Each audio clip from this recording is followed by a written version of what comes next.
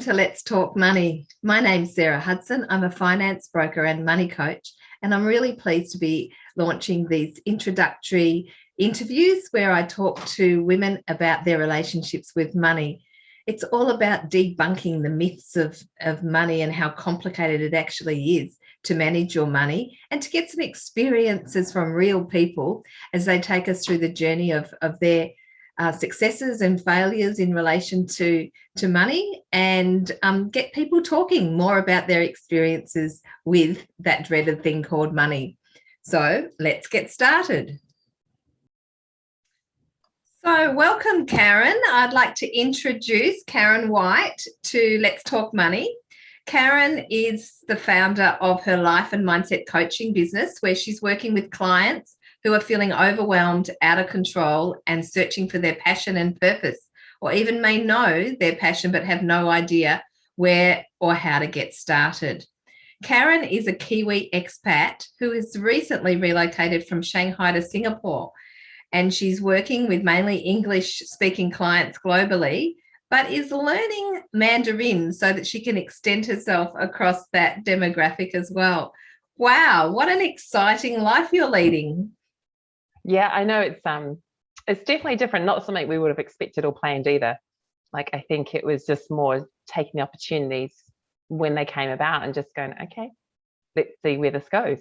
And yeah, this is where we are right now in Singapore. So how long have you been there? So we've been back in Singapore since mid-June. Okay.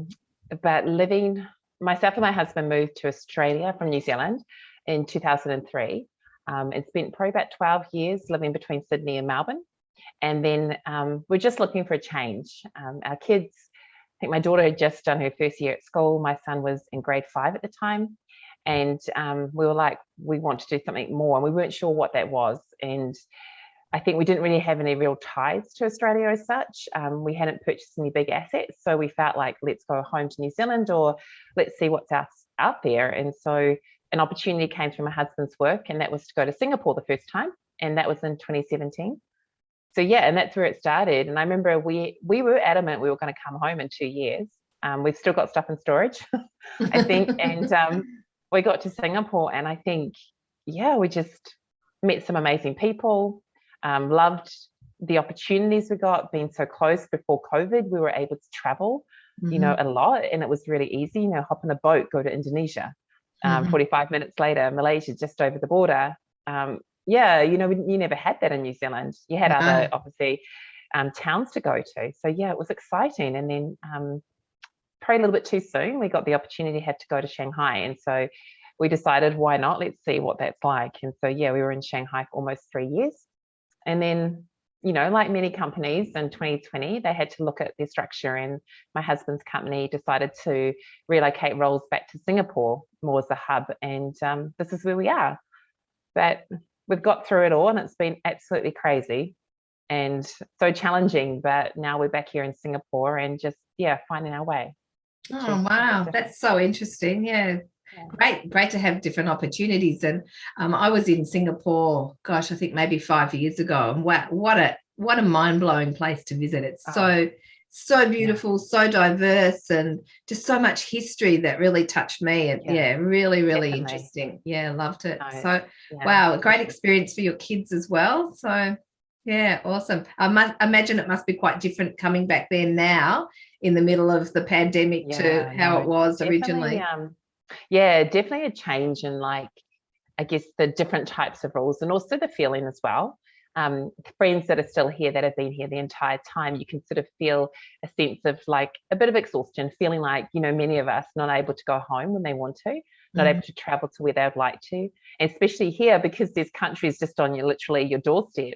It is that feeling of, Indonesia's right there and Malaysia's right there, but everyone's feeling the same pain, I think, around the world. So you just accept this is the circumstances and try and make the most of it. Yeah, absolutely. So I want to talk a little bit about money and your relationship with money. So did your family talk about money when you were growing up? Yeah, so our story is like, I think, like lots of people, when I was growing up, I was aware that we didn't have a lot of money. I grew up, my mum, I think at the time she was like memories, obviously. She did a number of different jobs. She was a teacher by trade, but she was working Tupperware and selling that because that worked with us as a family. So I am one of 4 children. So my dad was a bricklayer at the time. He sort of had his own business and worked around. And, that was in that time when it was quite tough. And so I was aware that we didn't have a lot of money, but I was thinking about it. There's probably some key times I remember maybe we were needing to go to the local social welfare to get help. But my mum she's one of those people, when I was thinking about it, she's probably taught me those skills of like, she can make the $10 or the dollar go so far. And I also remember that one thing, she has a sense of adventure, and she would always make sure that in our holidays, didn't matter where she was in terms of money, she would figure out a way to take us away and, find every free thing you could possibly do in New Zealand and just hop in a car, have enough money for gas and just drive somewhere. And we would stay in some places like either summer holidays in tents, or we would be in like some little cabins. And we got to go skiing, and we got to go water skiing, and my parents loved the ocean. So they would, they had a boat and they would take us out. We would go to the beach. So I always remember like we got to do that. And I think she talks about it now, and she talks about us growing up, and we must have learnt this not realizing it, but she said we would look at things that other people would have.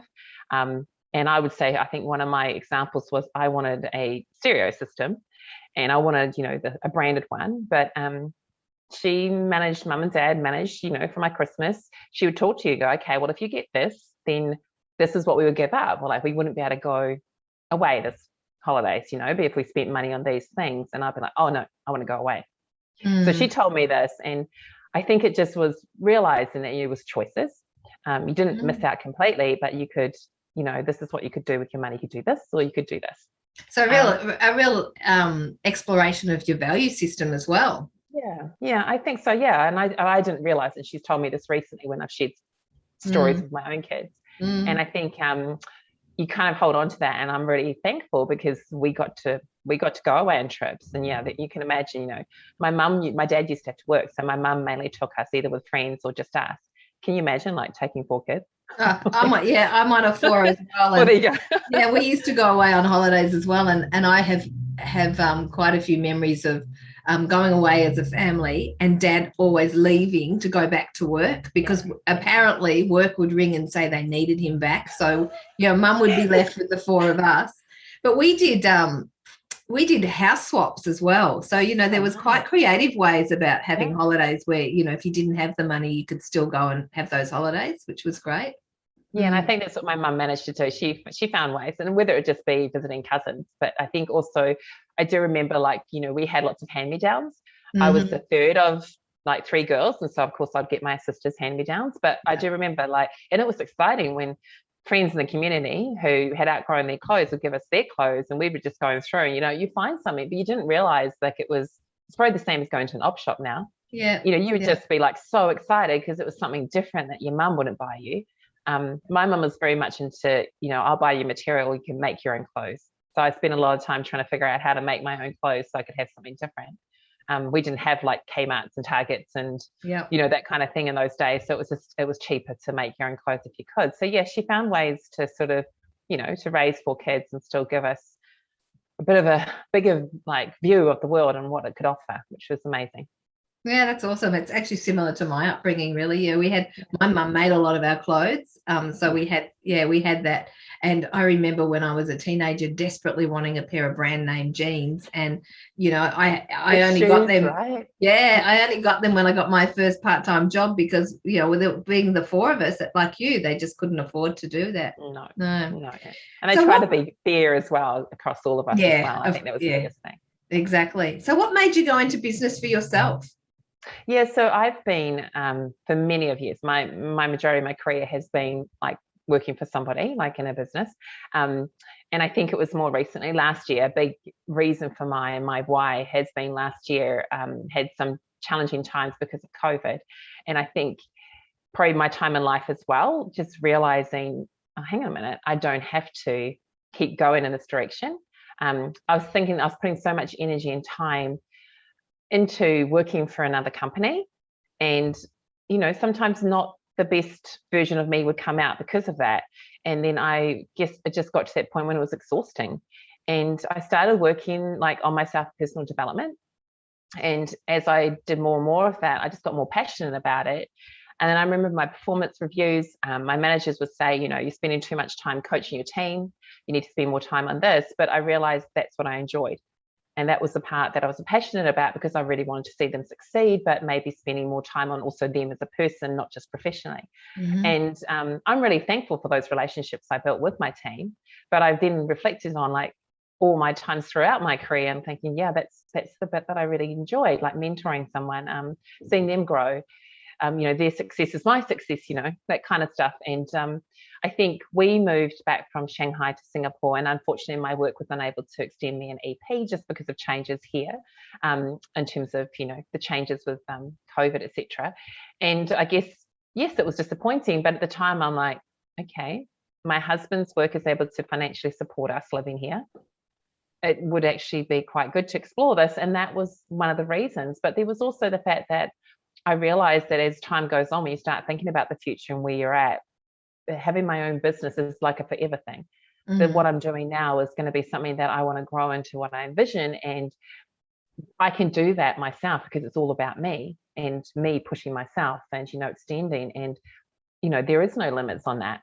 And I think, from a money perspective and financially, it makes sense that, the amount of energy I put in and the amount of effort I put in, and there's so many great people out there that help you develop those skills and really push yourself. And I think that's what it was. It was like, I just can keep pushing and pushing. I'm not driven by a fixed salary, mm-hmm. That kind of thing. It's like every year when I put that effort in, this is what I would get. Mm-hmm. Maybe I get a 2% pay rise, or maybe I wouldn't. But what I'm doing now, it might be up and down initially, but where I would like it to be, that's on me. And that's based on what I want to do, and that's really exciting. So, and it comes from within too, doesn't it? It's that absolutely. real passion. Yeah, absolutely. Yeah. So, how far ahead do you plan financially? Yeah, so that's the funny story. I would say probably a big thing. My husband and I. So probably in the last 5 years is when we've really gone, oh well, hang on a minute.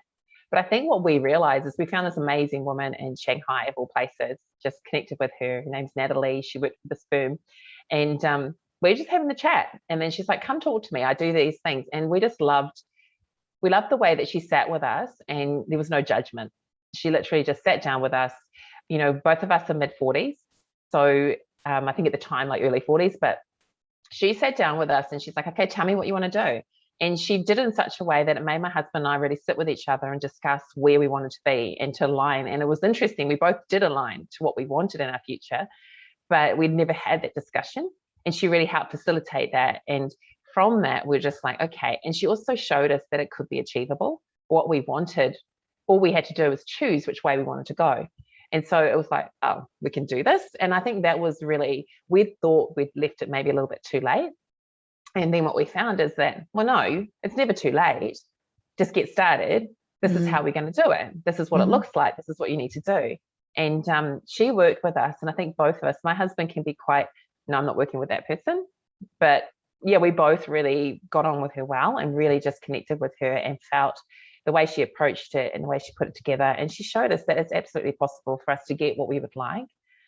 Best to start now. And so we did. And now we've planned. So we sort of thought this is what our future will look like when we both want to retire. The choices we will make, what we will have for our kids, what we won't, that kind of thing. And really realizing it's okay, like to make those choices and not follow what everyone else expects us to follow, but to do what we'd like to do. So for now, like where we're planning is like that future for our retirement. But at the same time, realizing that, each time we make a choice, if we do get a bonus or something like that, put that into our retirement, but also keep some for now. And that's okay because we know we've got this plan. So, something that we didn't do maybe soon enough, but at the same time, I'm not going to dwell on that. I'm just going to go, okay, we're on the right path now. Oh, most people don't think about it. Most people just think that it's going to take care of itself. And, for me, I've been self-employed for over 20 years. And so having a young family, all my income went into raising them. And, the superannuation guarantee didn't come in until the 90s. And so I didn't really have any superannuation. And when I turned 50, I suddenly thought, I better do something about this. So it's been that building of a plan in process now. And you're right, though, it's never too late. You just have to actually take the time to make the plan. Yeah, and put all your kind of worries aside that people are going to judge you for not doing it sooner. Absolutely. Because that was definitely a big thing for both my husband and I. Was feeling like, oh, because we have lots of friends that have planned forever, yeah, right, or have equity in homes, or that, and we don't, and that's okay, because we can still get to where we want to be. It's just a different way of doing it. It's your path and it's your life. Correct. And it's absolutely right. So do you have any financial regrets? Yeah, I was thinking about this, and I think, realistically, there's a few decisions we've made throughout our life that we're like, why did we do that? And we did dwell on them. But at the same time, I realized that had we chosen the other direction, maybe we wouldn't be where we are right now, because we may have been tied to certain things. So I think the biggest regret I probably have is that we could have got better advice. Like, I feel like at the time when we made some big decisions, we relied on maybe friends or family that maybe didn't have, we're probably more just going along with what we were discussing and what we were thinking was right, not prepared maybe to challenge us. And I think once we've made those decisions, it's like, if we'd spoken to someone who's maybe an expert in that, or had a bit more insight, or just a different point of view, it might have helped us think a bit better about that decision. We may have made the same decision, but at least we would have felt like we'd made an informed one. Yeah. So I think realistically, it's probably my biggest regret, is just at those times making decisions that we didn't reach out either for free advice, or just, spend a couple of $100 just to get a bit of like, okay, what do you think about this? Yeah, fair enough. Yeah, interesting. Yeah, I mean, there's so many people out there that can help too, and we do tend to rely on our friends and family as being the experts. But yeah, you're right. Yeah. So my last question for you today is, if you won the lottery, what would the first 3 things be that you'd do? Yeah, that's a good one. So I actually asked my son this. It's interesting how his answer is a little bit different, because he's obviously a crapload younger than me.